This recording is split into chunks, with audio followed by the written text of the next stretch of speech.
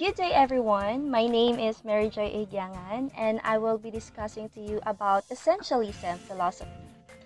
To start with, let's define what is Essentialism. So from the root word essential, what will comes in your mind when you hear the word essential? So it means or is synonymous to the word needed, important or basic. So let's now proceed to the suffix ism. So it means a philosophy, a practice, or a system. So who developed or advocated the essentialism philosophy? So he is William Bagley. Actually, he was the most influential philosopher of education who advocated essentialism. He was known as the father of essentialism. So this philosophy it is actually an educational theory that believes that the purpose of schooling is to impart necessary knowledge, skills, and attitudes to enable young people to function as fully developed human beings in the modern world. So this philosophy stresses on what is extremely important or necessary when it comes to education. In education, essentialism is an important philosophy or approach which assumes and proposes that all children should learn the traditional disciplines and basic essential subjects thoroughly and equally. So the essentialists believe that the school teaches students thoroughly and methodically the traditional concepts, skills, and ideals that are essential to the society. So the essentialist education has a primary objective, and that is to transmit the traditional knowledge and cultural heritage of a certain society and civilization to the students. Alright, so the core curriculum serves the traditional knowledge and cultural heritage when it covers the study subjects on the surrounding environment and basic unchanging natural laws. Thus, the teacher and the school administrators will determine what cultural heritage to be transmitted to the students to preserve the culture and will be passed on to the next generation. Alright, so let's proceed to essentialism in the context of curriculum. Alright, so essentialism stresses the importance of 4 R's in school curriculum, and these are reading, writing, arithmetic, and right conduct.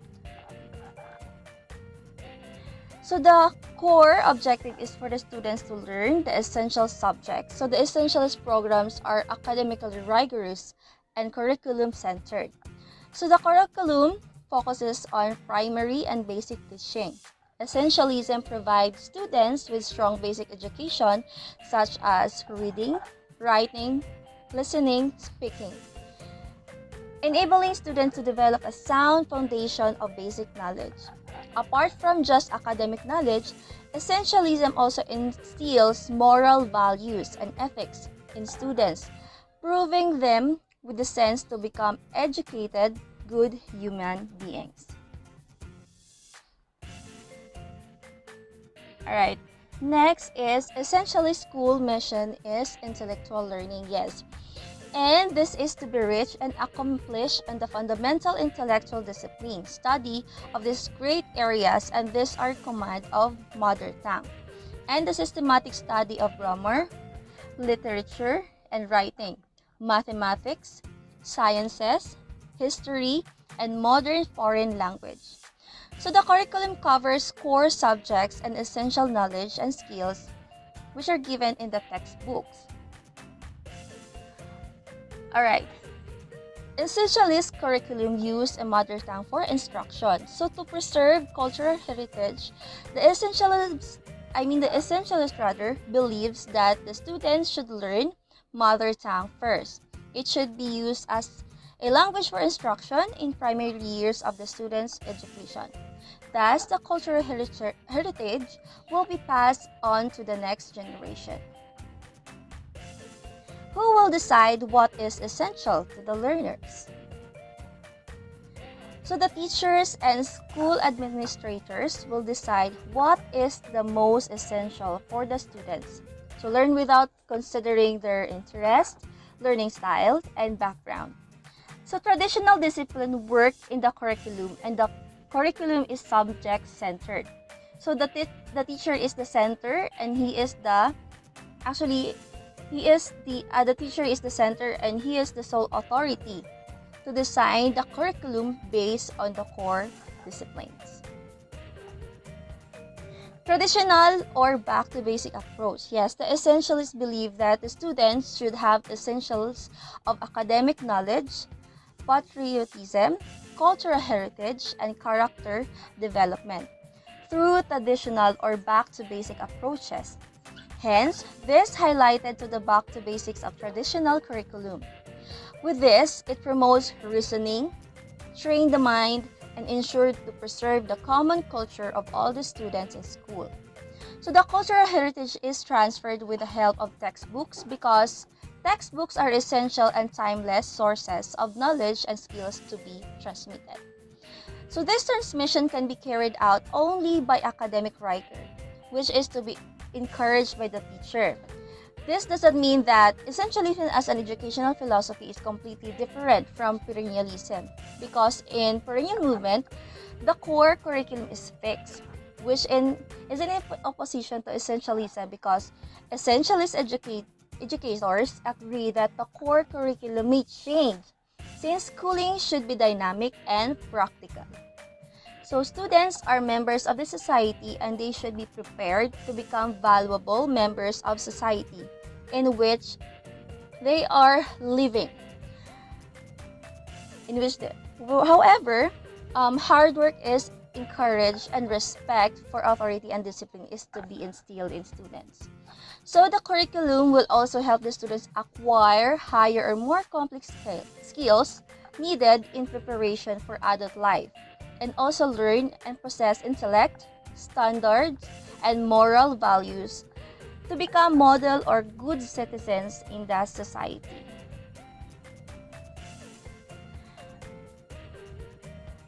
On the other hand, non-academic subjects like vocational education, physical education, art, music are given low priority in school curriculum.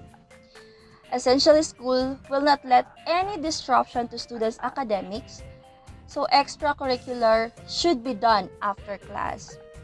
So in modern times have changed, so changing the needs and the educational requirements. So many new progressive subjects have been introduced in the curriculum. So on the other hand, essentialist education aims to focus on the basic subject only with an emphasis on character building. So the importance of focusing on personal development cannot be denied in any age or time. Even in some may criticize essentialism as a conservative approach. Alright, so let's proceed with essentialism in the context of instruction. So it is teacher is the fountain of knowledge and paragon of virtues. So essentialists believe that the teacher is the fountain of knowledge and the paragon of virtues. The teacher's vital role is to teach students the basic knowledge, skills, and values which are essential for their adult life. So teacher is the fountain of knowledge, paragon of virtues. So the classroom is teacher-centered. Everything comes from the teacher because everything comes from the teacher. Next is learning involves hard work and discipline. So students should have master learning on the subject matter. So it is the essentialist teacher ensures that the student should have mastery of the subject matter. Thus, he or she needs to have positive attitude, the teacher should have a positive attitude, patient, be patient, and possess effective communication toward the students in order to assist the development of student mind and body. So the teacher is an expert of content knowledge and who is accountable for students' learning. So the role of the students are they should be passive and actually be ready to learn what the teacher presents to them. So they will just listen and learn and trust that the teacher knows best. Moreover, teachers should formulate measurable, specific, and attainable instructional objectives for instruction. Next is essentially school use traditional methods of instruction. So the teaching and learning process is only lecture and memorization of essential facts.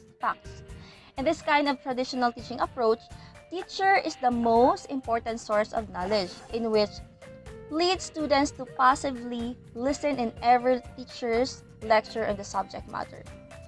So the lesson involves thinking and reasoning rather than hands-on activities. So teachers and students are also rely heavily on the prescribed textbooks in every subject. So students are passive learners. In this primary level, students are being taught on the basic skills, right, in reading, writing, counting of numbers, arithmetic, and right conduct. So for this approach, elementary schools are the main focus as they are the primary and essential stage of the whole education. So students in this level of education obviously doing rote memorization on alphabets, numbers, multiplication table, colors, shapes, just to master the essential facts which are needed for the complex subjects in coming years of their education. So they are also taught on how to sharpen their minds and enhance their mental skills on rational thinking and good reasoning. Alright, so let's proceed to essentialism in the context of assessment. So the assessment, they are using the standardized tests or standardized testing and evaluating learner must be done to assess students' performance or the mastery of the subject matter of an essential knowledge before moving to the next level. So, essentialism is mainly based on pass or fail system of education. So, in addition, essentialist teachers rely on standardized achievement test scores to evaluate progress and to know what particular action will be done by the teacher in that given result. Third is student must master grade or course content before being promoted to the next level. So actually Bagdi himself was a proponent of failing students when they could not meet the accepted grade or test score standards. So he felt that democracy requires all students to meet the same level of achievement. Through essentialism in the classroom, students of various ages and abilities are taught the exact same curriculum. So students who have disabilities or limited English proficiency are taught with the same techniques and materials. So giving students a different or less rigorous education based on their special circumstances goes against essentialism definition. So one of the manifestations of essentialism in the Department of Education here in the Philippines is using the standardized test for students in grade 3, starting with grade 3, grade 6, 10, and grade 12, which commonly known as National Achievement Test. So this test is designed to determine their academic levels, strength, weaknesses, and as well as the knowledge learned throughout the year. So the net result will serve as a guide for policymakers, administrators, curriculum planners, supervisors, principals, and teachers in their courses of action. Alright, so let's proceed to essentialism in the context of classroom management. So teacher being the ultimate authority in the classroom, yes. So the classroom, right, is a place where students come to learn what they really need to know. So essentialist believes that classroom is teacher-centered. Teacher is the source of knowledge, as I mentioned a while ago, and best to instruct and direct focus tasks to students. So this mode of teaching emphasizes on the teacher being the ultimate authority in the classroom. So it is expected that the students' desks are typically arranged in rows. So students are expected to sit, listen, and learn passively and be respectful while the teacher instructs. So in essentialist classroom, students are expected to sit, listen, and learn passively and be respectful while the teacher instructs in front of the class. So it is the teacher's responsibility to instill respect in the minds of the students for authority and guides them towards having a better future. So teachers guide students by using strict external discipline with fair and consistent consequences. So according to essentialism philosophy, self-discipline will eventually be developed by the students from this externally imposed discipline. So the teacher and administrators plays a vital role in essentialist classroom, since it is their duty to promote students' self-discipline by constantly strict guidance on a daily basis. Alright, so therefore I can say that essentialism philosophy is present in the Philippine education because it is manifested in the no child left behind policy in the Department of Education. So we have also the use of mother tongue as a language of instruction in elementary years. We are also using standardized tests for national achievement tests in public schools, and some others are essentially school curriculum from elementary to secondary level. So we can say that essentialism promotes what is essential in the lives of the students towards becoming intellectual, skilled, disciplined, and good model citizen in the society. So I do hope that you've learned something from the topic that we have today. So thank you very much for listening. Have a great day.